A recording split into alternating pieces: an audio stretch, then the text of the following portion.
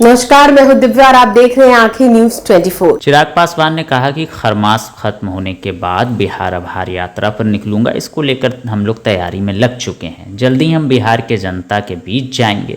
इसके साथ ही उन्होंने विपक्ष के वोट चोरी वाले बयान पर कहा कि देखिए, हर जगह वोट चोरी ये लोग करते रहते हैं, लेकिन बिहार में जिस तरह से चुनाव हुआ, पूरी तरह से लोकतांत्रिक चुनाव हुआ और जनता ने हमें चुना।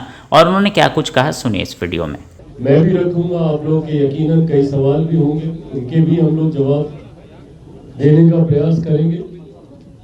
पर इन तमाम बातों से पूर्व एक राष्ट्रीय मुद्दा जिसके बारे में मैं आप सबके समझ अपनी बातों को अपनी तरफ से, अपनी पार्टी की तरफ से अपनी बातों को रखना चाहता हूं, क्योंकि विपक्ष ने पिछले कुछ सालों में कांग्रेस, राजद जैसी पार्टियों ने पिछले कुछ सालों से झूठ बोलकर और लोगों को भ्रमित कर डराने की राजनीति की एक नई परंपरा शुरू की है। जितने भी विषय सरकार के द्वारा उठाए गए या फैसले लिए गए या नीतिगत विषयों पे जब सरकार ने अपनी बातों को रखने का काम किया,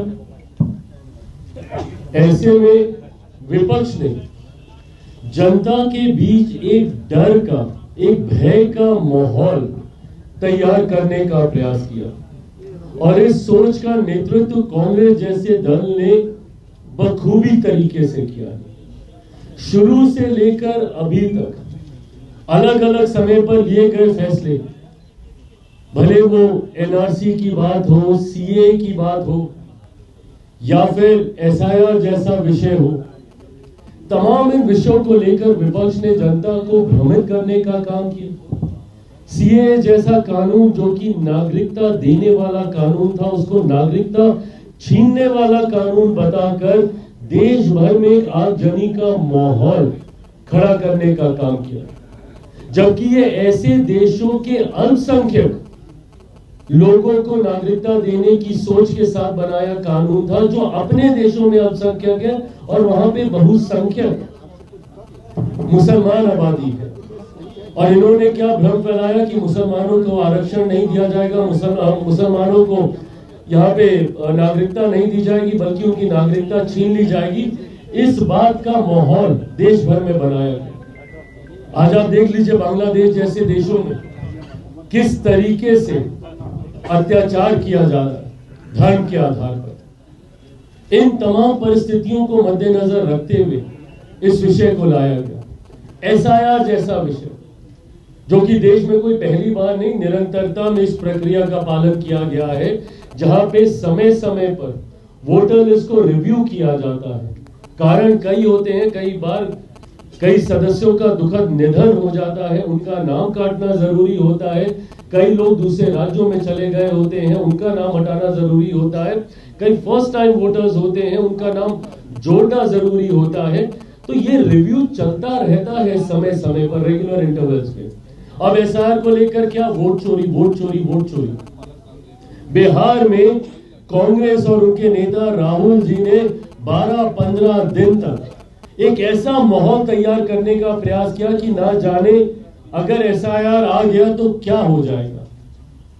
और आप लोगों ने देखा कि हंगामा सड़क पे तो किया, बट जहां पे औपचारिक आपत्ति दर्ज करानी थी, किसी ने जाकर वहां पे कोई आपत्ति दर्ज नहीं करे। और ना ही भाई, हम लोग के भी तो बीएलए हैं हर एक जगह पे, हर बूथ पे। हम लोगों के बीएलए के माध्यम से भी कहीं हम लोग को कोई ऐसी शिकायत नहीं आई कि ये गड़बड़ी हुई, वो गड़बड़ी हुई। और अगर इतने बड़े स्तर पे कोई गड़बड़ी होती तो भैया बिहारी हैं, खामोश थोड़ी बैठते, सड़क पर आते, अपने हक, अपने अधिकारों के लिए लड़ने का काम करते। पर पूरा चुनाव शांतिपूर्वक बीत गया। अब जहां जहां और चुनाव हो रहे हैं वहां पे वोट चोरी, जबकि बिहार की जनता ने लोकतांत्रिक तरीके से इनके इस विषय का जवाब देने का काम किया। अब एक और बड़ा फैसला जो मेरी सरकार के द्वारा प्रधानमंत्री नरेंद्र मोदी जी की सोच से लिया गया, ये फैसला मनरेगा को लेकर हम लोगों ने लंबे समय से देखा कि देश में इसको बनाकर भी, इसको आधार बनाकर भी राजनीति करने का प्रयास किया गया। मनरेगा को लेकर कांग्रेस ने बड़े बड़े दावे, बड़े बड़े वादे और एक ऐतिहासिक सोच वाला ऐतिहासिक फैसला बताकर हमारे देश के लोगों को मिट्टी खोदने के काम में लगाकर रखने का काम किया। और बीते सालों के साथ मनरेगा सिर्फ भ्रष्टाचार का अड्डा बन के रह गया और हर वो व्यक्ति जो मनरेगा से जुड़ा हुआ है वो इन बातों से सहमत होगा कि किस तरीके से मनरेगा में भ्रष्टाचार किया जाता है, किस तरीके से हस्ताक्षर करा लिए जाते हैं, बिचौलिए पैसे ले जाते हैं या सिर्फ हस्ताक्षर करके बिना कोई काम किए हुए पैसों की निकासी कर ली जाती है, सिर्फ और सिर्फ करप्शन। साल दर साल बीतते गए, इस व्यवस्था का लाभ किसी परिवार को मिला हो, किसी गरीब मजदूर को मिला हो, यह अनुभव हम लोग को ना के बराबर हो। पर हाँ, जो लोग इस व्यवस्था के साथ जुड़े हुए थे उन्होंने अपने बड़े घर, गाड़ियां, बंगले सब बनाने का काम किया। और आज जब इस भ्रष्टाचार के अड्डे के ऊपर केंद्र सरकार के द्वारा प्रहार किया गया है तो मैं कांग्रेस की तकलीफ को भी भली भांति समझ पा रहा हूं, क्योंकि ये उनकी सोच की भ्रष्टाचार की ये योजना थी, उनके द्वारा निर्माण की गई। अब इसमें जितने लूप होल्स थे, जब हम लोगों ने उसको टाइटन अप करने का काम किया, जब उन लूप होल्स को हम लोगों ने कसने का काम किया तो आज इनकी दुखती रग पे हाथ पड़ा है और ये इनकी तिलमिलाहट का कारण बना। इन्होंने जितने संशोधन भ्रष्टाचार में कर एक नई योजना के तौर पर केंद्र सरकार के द्वारा इसको प्रस्तुत किया गया, जी राम जी के नाम से गारंटी फॉर रोजगार और आजीविका ग्रामीण को लेकर इस योजना को लाया गया।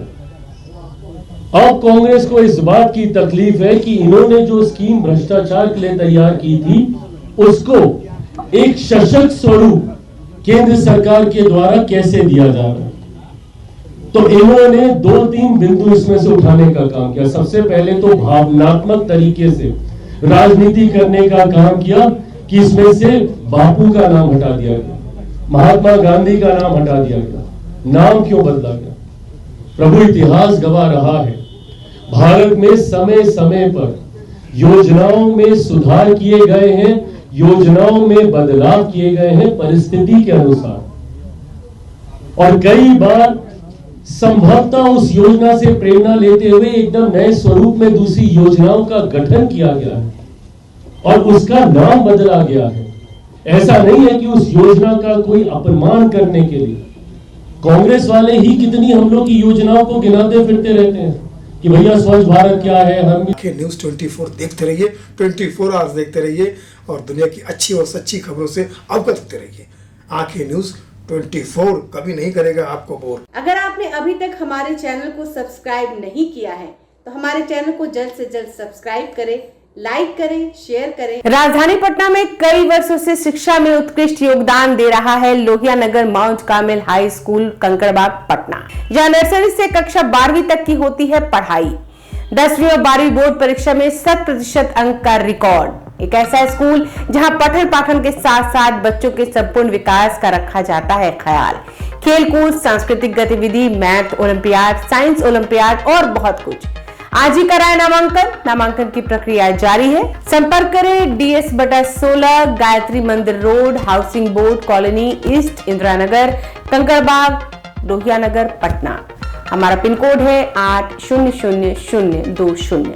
पटना में कई वर्षों से शिक्षा में अहम योगदान दे रहा है Gyansthali high school Alamganj Patna city, जहां 10वीं और 12वीं की बोर्ड परीक्षाओं में 100% अंक प्राप्त कर रहे हैं बच्चे। एक ऐसा स्कूल जहां न केवल होती है पढ़ाई बल्कि साथ ही साथ होती है कल्चरल एक्टिविटी, स्पोर्ट्स एक्टिविटी से जुड़े गेम्स, मैथ ओलंपियाड से लेकर साइंस ओलंपियाड, जहां बच्चों के लिए स्कूल कैंपस अत्याधुनिक सुविधाओं से लैस, छोटे बच्चों के लिए वाहन और ट्रांसपोर्ट की विशेष सुविधा। तो देर किस बात की, आज ही कराएं अपना नामांकन Gyansthali high school Alamganj Patna city में, जहां नामांकन की प्रक्रिया जारी है। संपर्क करें पुलिस चौकी Alamganj main road near Alamganj थाना, पटना, बिहार 8 000007।